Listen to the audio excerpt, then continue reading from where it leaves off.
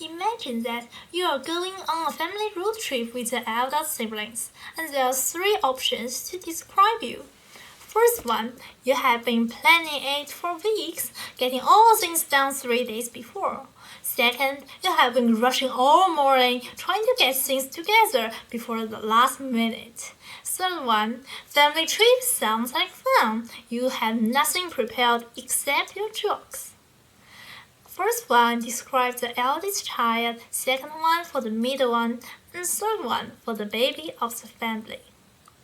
It's a simple test based on birth order theory, which believes that your position in your family defines what kind of people you are. However, I also believe that some of you may not fit the answer right. Well, in fact, some psychologists also did similar researches. According to the White Campbell Psychological Birth Order Inventory, a test developed to measure whether people are a fit for their rank. Only 23% of women and 15% of men are a true match. Now I'm going to prove the force of the birth order theory. While listening, let's think about questions below. How do those factors make influence on you? And what about people you know? First one, gender. Gender is a significant influence when it comes to the birth role that one develops within the family, said Alan Stewart, who wrote the definite recent work on the theory and research on birth order. When the first two children are different genders, they often both behave like firstborns, said Dr. Lehman. In fact, the second-born could even eclipse the eldest. If there's a high value being placed on one gender over the other, the dynamic gets disrupted. Let me take my mom's family as an example. There are three children in her family: my mom, the eldest, my aunt, the middle one, and my uncle, the last born. Well, my mom is a typically firstborn child, but my uncle also shares similar characteristics of the firstborn, probably because he is the only male in the three children. In Chinese traditional opinion, males are expected to take responsibility of the whole family.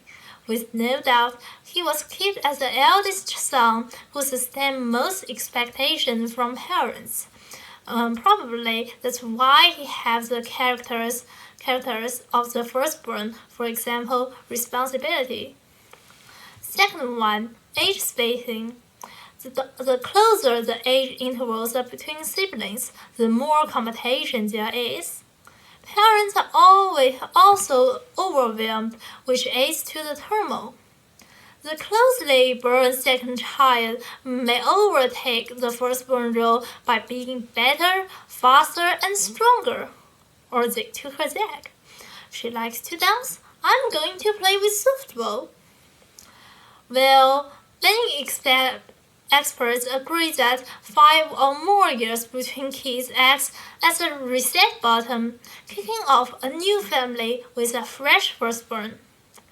And the former youngest, now middle, may never shade the baby role.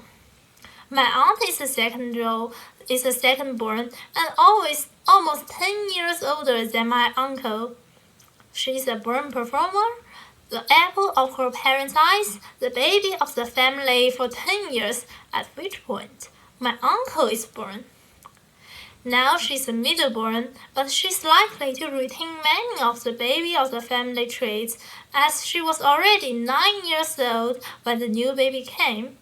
Rather than a patient peacemaker middle, I believe she's likely to be a center of attention, somewhat dependent lastborn. And it is the same as reality. The third one, temperament. Nothing affects personality development more than genetics. Roughly half of your personality is the temperament you are born with. And that's why where you fall in your family or how early you had start shaking blocks is only part of the pie. A children's temperament, in fact, can even trump the birth order, or at least blur the lines. Firstborn, in particular, are expected to succeed at whatever the family prizes most. For example, maybe you or people you know have heard such words if you are firstborns. Some, you come from a long line of politicians, doctors, or lawyers. So when they aren't well suited, well, it turns into a sibling free-for-all. As Dr. Lemon said, if the firstborn can't excel at what the family values, for example, the position would shift to another children. And as a result, the characteristics of the firstborn may also shift to, perhaps, the second one. In short, it's not necessarily the fact that a child came out of his mother's womb first that he will grow up to be a leader who talks a blue streak. Rather, it's the fact that his parents treated him as their firstborn children that shaped his attitude and behavior. As Dr. Stewart said, your role in the family based on your age may not be the same as the role you come to occupy.